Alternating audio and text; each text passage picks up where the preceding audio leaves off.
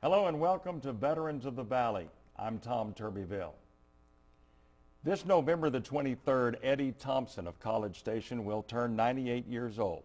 His life that started in 1907 has spanned nearly a decade of history, including both World War I and World War II. At 35, he was older than most volunteers when he joined the Navy in 1942. Join the Navy and see the world, he figured, and he was right. At least most of the Pacific theater, from the deck of the proud cruiser USS Birmingham, CL-62. By the time Eddie Thompson got his orders, the Birmingham had already fought battles as part of the Atlantic Fleet, giving gunfire support in the invasion of Sicily in the summer of '43. But then it was sent to the Pacific, arriving in Pearl Harbor in September of that year, and then off to do battle in Saipan, in Guam, the Leyte Gulf, just to name a few. When Eddie Thompson boarded in January of 1945, there were still battles to fight at Iwo Jima and Okinawa. On May 4th, 1945, after fighting off 3 attacks, the Birmingham was damaged a 3rd time when a Japanese suicide plane hit her forward. Eddie Thompson was in the cabin right next to where the plane hit. And now 60 years later, we're glad he's here to tell the story of his service. Mr. Thompson, it is really an honor to have you here visiting with us. Well, thank you. It's an honor to be here.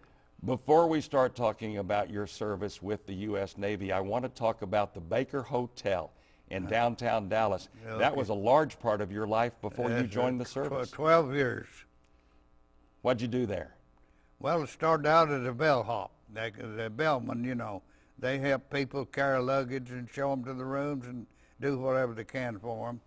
And then I got to be bell captain, and then I got to be night manager of the hotel. Came on at 11 o'clock at night and got off at 7 the next morning. And I didn't like the night work, but I had to do it anyway. Back So, then, Huh? back then, Dallas was a lot different town than it is now. Yeah, everything was right downtown then.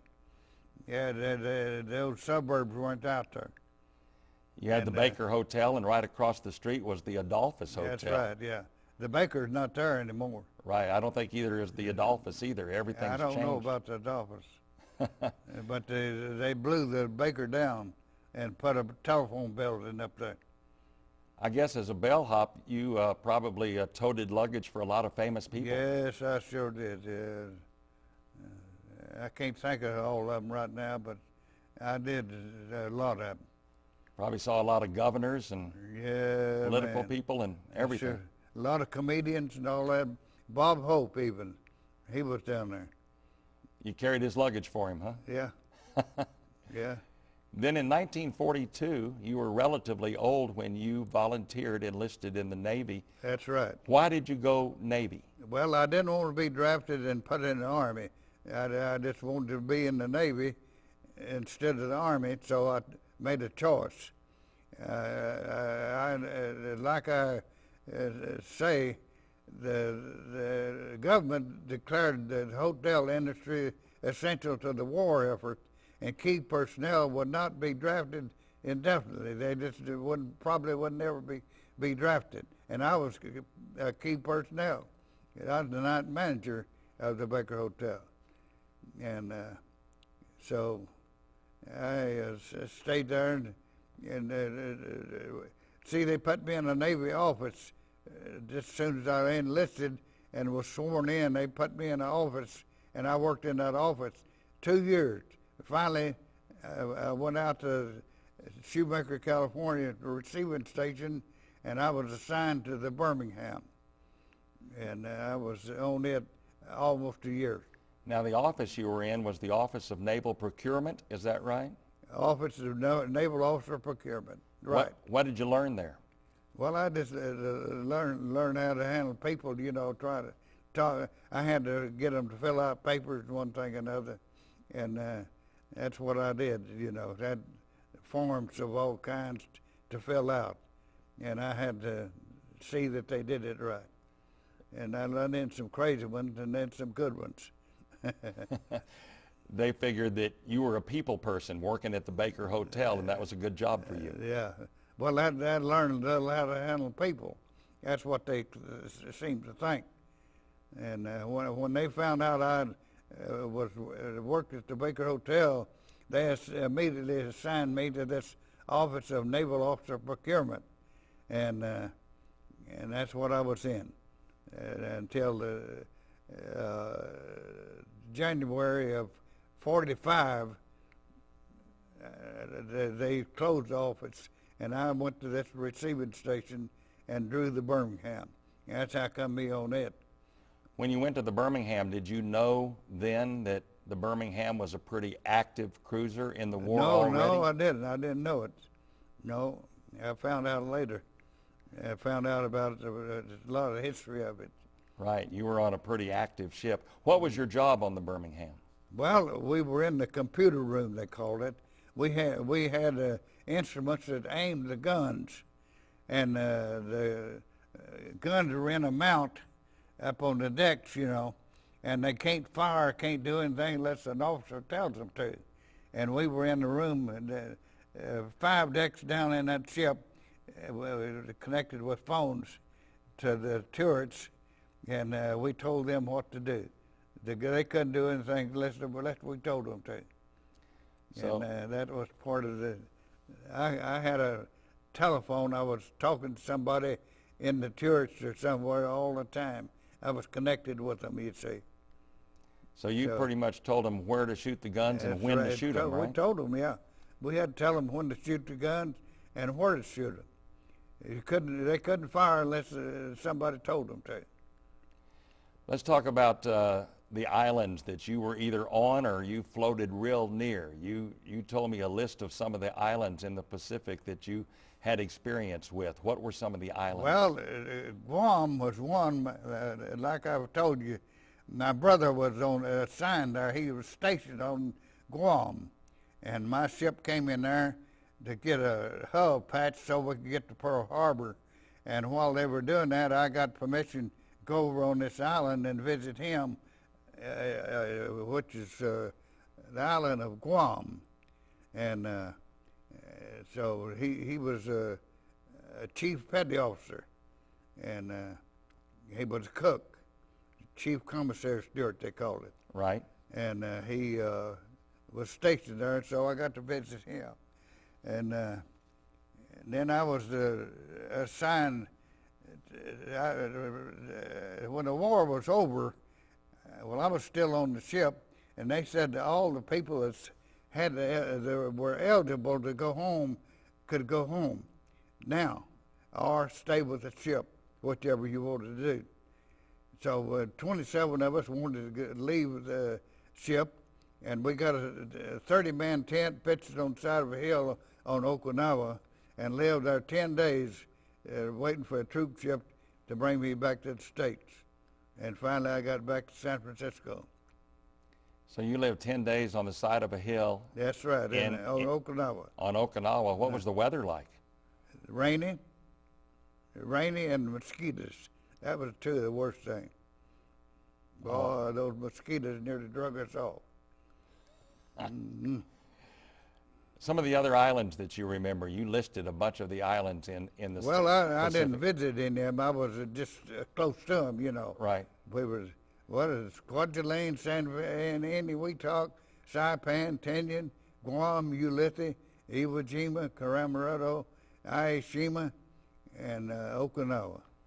Now you saw some action. There were some battles that you all fought, particularly in Iwo Jima and Okinawa. That's right. Some smaller battles other places. But what do you remember about the battles at Iwo Jima and Okinawa? Well, I remember that we were just tense all the time because those Japs, suicide planes, had instructions to dive into the biggest ship they could find. And we were just leery all the time that they were going to dive into us, and scared of it, you know. So but we had to live with it. And finally one did, like I told you. It killed 51 men and wounded 80 men. That's one suicide plane. And then we're going to talk more about that later. That happened on May the 4th in 1945, about the kamikaze plane that killed a lot of your shipmates. But what I'd like to do now is we're going to show the audience some photographs, and I'll talk about them, and I'll tell you what's up on the screen now as we take a look. First off, this is the USS Birmingham. That is a picture of the proud ship CL-62, which served so proudly in the war. And from what I understand, looking in the internet, I believe that it is docked now in San Francisco, from what I understand, I guess, and people can visit it. But that's quite a ship. And I know that you told me, Mr. Thompson, that it had 40 gun barrels. Is that right? It was a large ship. Different size, 20 millimeters and 40 millimeters, and 5-inch guns and 6-inch guns. It was 4 different kinds of guns on that ship. And you probably knew every one of them since you were in the computer room telling them how to shoot them. That's right. See, they can't open a fire unless they're told what to do. And if they're going to fire that gun, they're going to have to be told by an officer. Got another photograph that I want the audience to see now. This is a photograph that was taken on the USS Birmingham. As a matter of fact, this picture actually hangs in your apartment here in College Station, and we borrowed it for this. And if I was told correctly, I believe, if you pardon my pen here, that this is Seaman First Class Thompson right there with his crew on the USS Birmingham. You know the picture that we're talking about that we're showing the audience, Mr. Thompson. It's the one that hangs on your wall. Talk a little bit about that picture. Do you remember when it was taken? Yes, I do. I sure do. But I didn't know that I'd ever get one. Luckily I got one. And that was about, how many were on the Birmingham? I think you said 1,300 men was a wartime crew. 1,300. Yeah. Okay, let's go to May the 4th, 1945. A suicide Japanese plane attacks the USS Birmingham. What do you remember about that day and what happened? Well, I remember I was just scared to death nearly. I didn't know what was going on. We heard the alarms and things on the ship that was danger out there, and we just was walking around in the daze because we didn't know what to do. And all at once, this ship next door to me, this plane hit carrying a 500-pound bomb, and it dove into even the medical department. The hospital part was hit and killed some men that was in there as patients. So it's just unbelievable how things happened out there. Mm-hmm. Did you stay in your cabin, or what was your first reaction? I stayed in my apartment, until we found out what was going on. Because we didn't know where anything about what happened. We had to wait and find out. And 51 of your shipmates were killed? 51, yeah. And several more were injured? Oh, 80 of them was wounded. This wasn't the first time that the Birmingham had been hit. I believe it was the third time it had been hit by a suicide plane. Yeah, that's the only time it has hit while I was on it. Right. I wasn't on it the other time. See, you know the story, you've heard it about the Princeton. Yes, sir. Yeah, it killed 200 men. The Princeton was a aircraft carrier, and it had caught fire. And we pulled alongside to squirt water on it, and it was pretty close. And about nearly all the guys that wasn't doing something else, they was out there just watching stuff, observers. And it killed 200 of them. They were spectators, all it was to it, mostly. And it killed 200 of them and wounded about 300.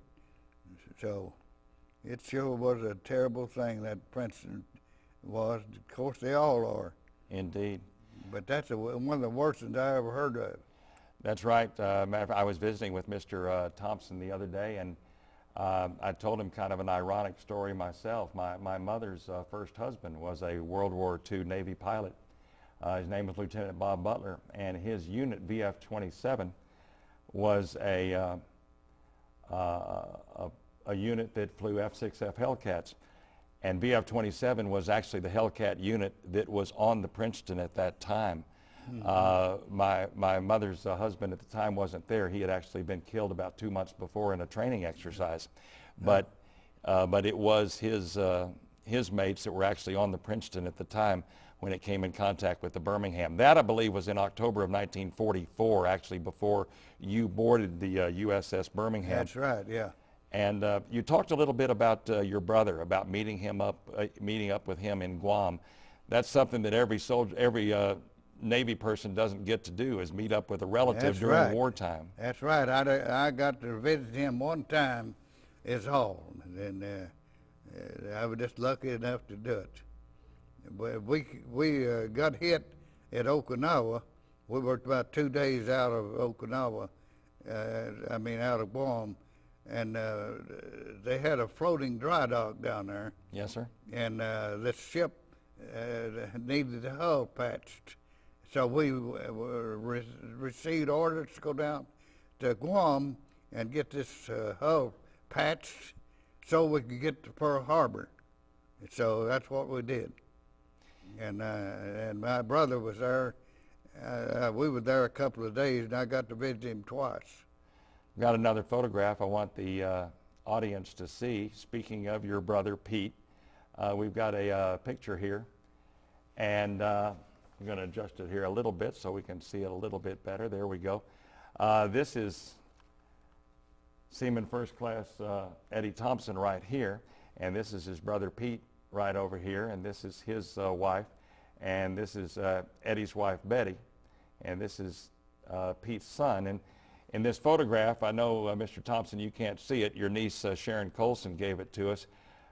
Pete is pointing out on a globe, I guess, where you and he had been to one of your nephews in this photograph. So that's a wonderful family picture that your niece Sharon Colson shared with us.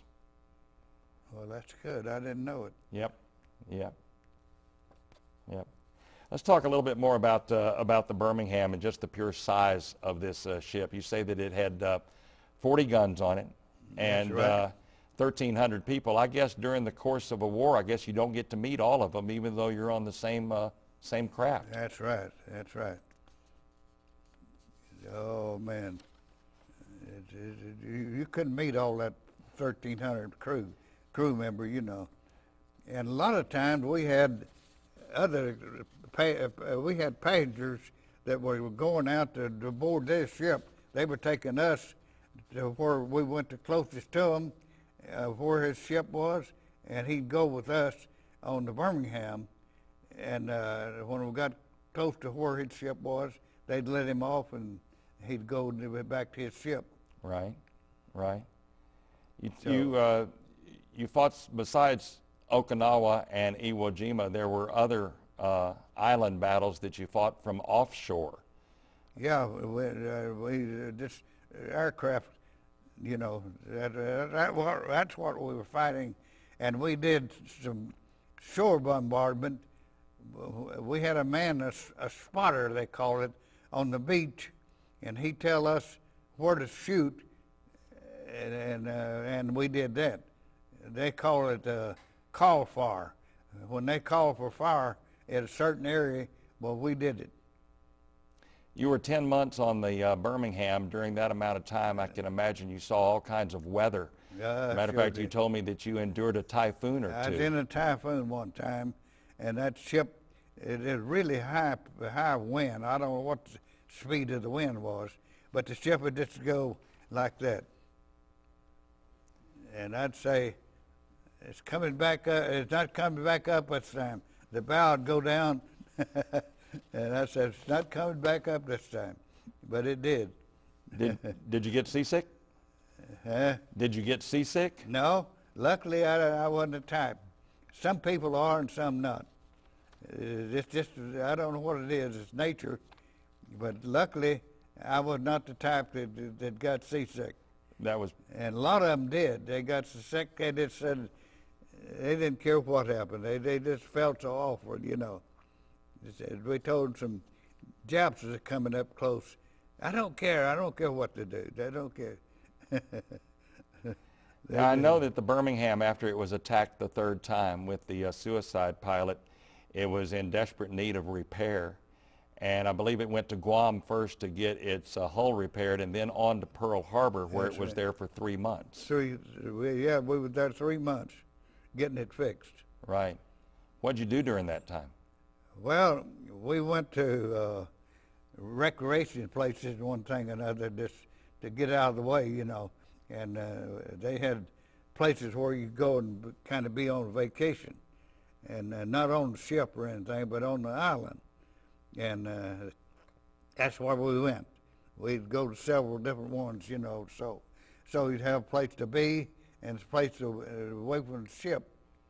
They didn't need all those guys on that ship when we was in Pearl Harbor. Right, right. You told me, though, that it was during this time that the Birmingham got new orders when it was repaired, new orders to go back to Japan and fight a possible ground war. Talk about that.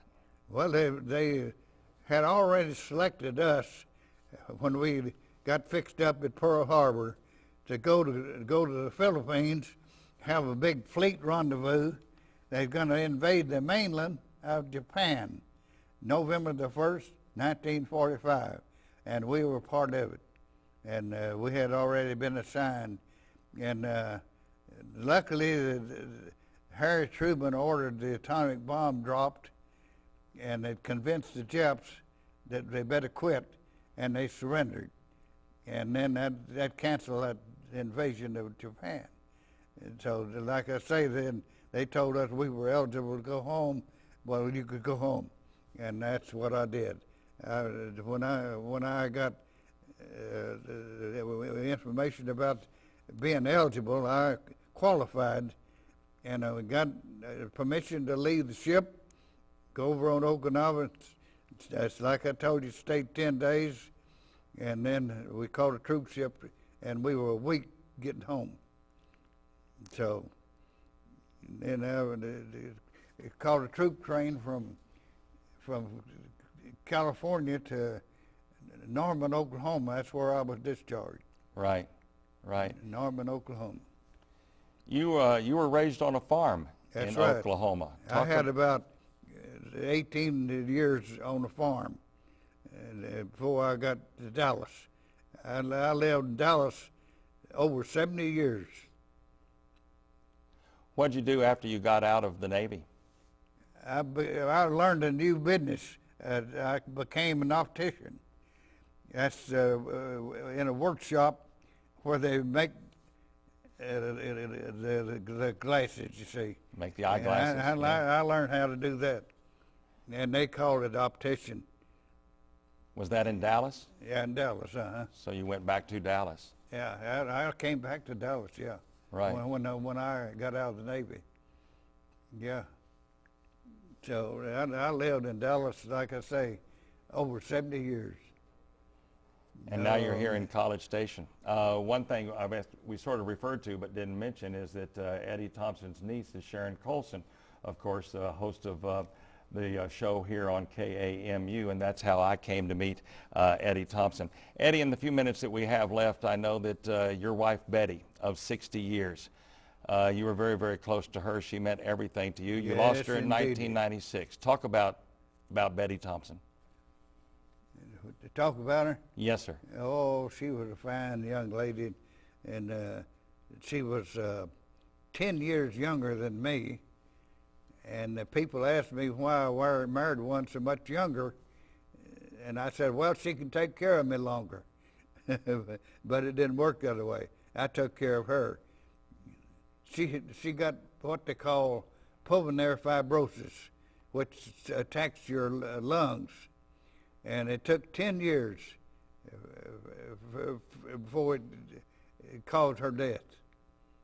The doctors treated in and out of hospitals, just all over the place, year after year, learning trying to learn how to cure the stuff. Yes, sir. But it couldn't do it. It just kept getting worse. Pulmonary fibrosis, I don't know just what that is, except they told me that it attacks the lungs some way or another. But you had 60 wonderful years together, and I know that she was a very talented lady. You showed me in your apartment the other day some of the rug work that she had done. That's right. She liked making stuff, you know, by hand, like rugs and one thing or another. And she did a whole lot of that. She just did an awful lot of it. Well, Mr. Thompson, we've just got about a minute or so left, and I want to thank you very much for your service. What does it mean to you being a veteran of World War II? Well, I'm proud of it.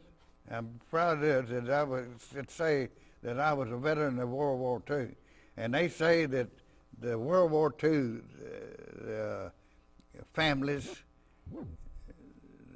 well, the generation of World War II generation, did the greatest thing they ever done for this country. They won World War II, and that's the greatest thing they've ever said that ever happened to this country, was that the World War II victory went to us. And I think it's right, too. Well, indeed, you were part of the greatest generation, and I can't tell you what an honor it is to have you here on the show, and thank you very much. Well, I sure hope that I'm not boring you too much. Not at all, Mr. Thompson. Thank you. The USS Birmingham received 9 battle stars for her World War II service and was retired to port in San Francisco in 1947. How fortunate we are to have heroes among us like Eddie Thompson, who can still recall with clarity and with pride those precious days of his youth that he gave in defense of our freedom. We salute Eddie Thompson for his service. Please, won't you thank a veteran today? Thanks for joining us. For Eddie Thompson, I'm Tom Turbyville. Tune in next time for Veterans of the Valley.